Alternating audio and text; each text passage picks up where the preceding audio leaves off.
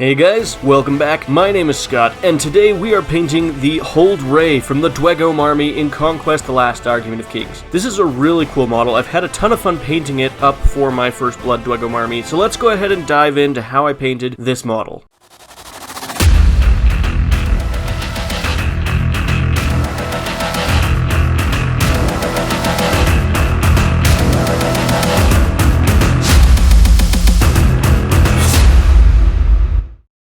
To get this model ready for painting, I've primed it using Ultra Matte Black Paint Plus Primer from Rust-Oleum, but you could use any black primer that you want. We're going to start this project off by base coating all of the armor on the model using Screaming Bell.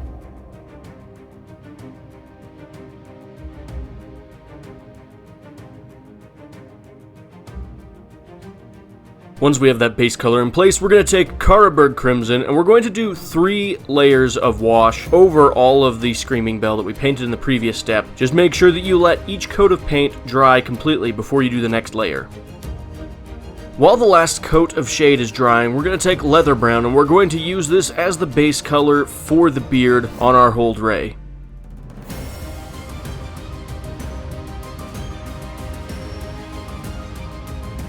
Next, we're going to shade the beard using Agrax Earthshade.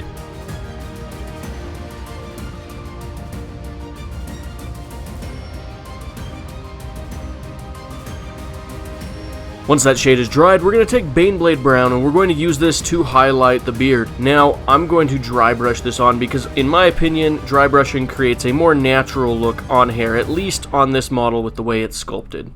Moving on to the cape, we're going to base coat the largest portion of the cape using Macragge Blue. There are multiple layers on this cape, so we are going to use other colors for the smaller layers. We're going to use Dark Reaper as the base color for the smaller section of the cape that sits over what we painted in the previous step.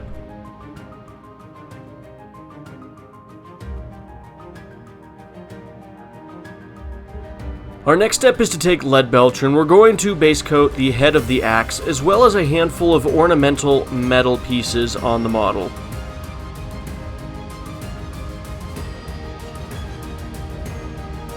Our next step is to take Leadbelcher, and we're going to use this to wash both the cape on the model, as well as all of the metallic pieces that we painted in the last step.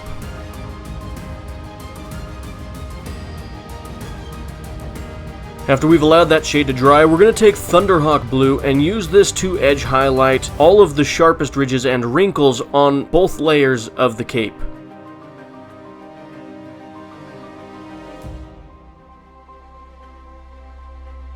We're also going to take Stormhost Silver and use this to edge highlight all of the Leadbelcher parts that we painted earlier on in this project. However, on the axe head, we're going to dry brush this color instead, as I feel like that gives us a better look. Now we're going to take Copper from Pro Acryl, and we're going to do 2 things with this. We're going to use this as the base color for any accent pieces on the armor. We're also going to use this to edge highlight and add any scratches or damage to the red armor we painted at the beginning of this project. The next thing we're going to do is we're going to take Agrax Earthshade, and we're going to lightly wash this on any spots where we used the copper in the previous step as a base color. We are not, however, going to be shading this on any of the red armor.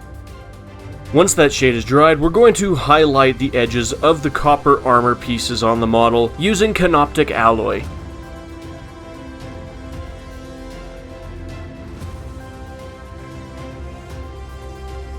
This model has some really cool spiky scales at the top of his cloak. We're going to do something really cool. We're going to treat this like the beard scales on a bearded dragon. We're going to undercoat them using Skavenblight Dinge. Now we're going to take Jokaero Orange and use this to paint the scales on this cloak, but we're not going to paint all the way up to the base of each scale. This will give a more natural appearance, as bearded dragon beards often have a darker color underneath the bright color on the beard. Once we're done with those 2 base colors, we're going to take Karak Stone and dry brush this heavily over the scales to dull the color down to more of a tan color.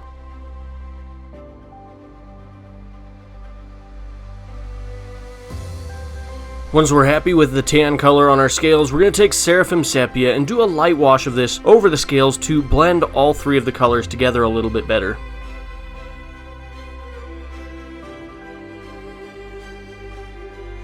With the scales all done, we're now going to base coat the handle of the axe using Barak-Nar Burgundy.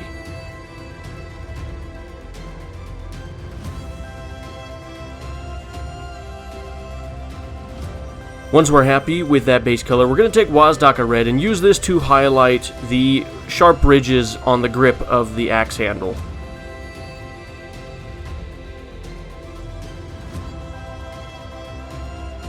Once we've finished with that highlighting, we're going to take Nuln Oil and do a heavy wash of this over the handle of the axe.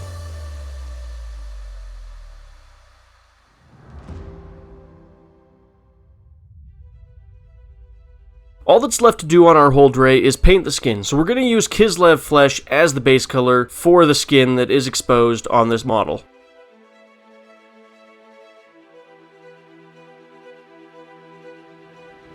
With that base color in place, we're now going to take Reikland Fleshshade and use this to shade all of the skin.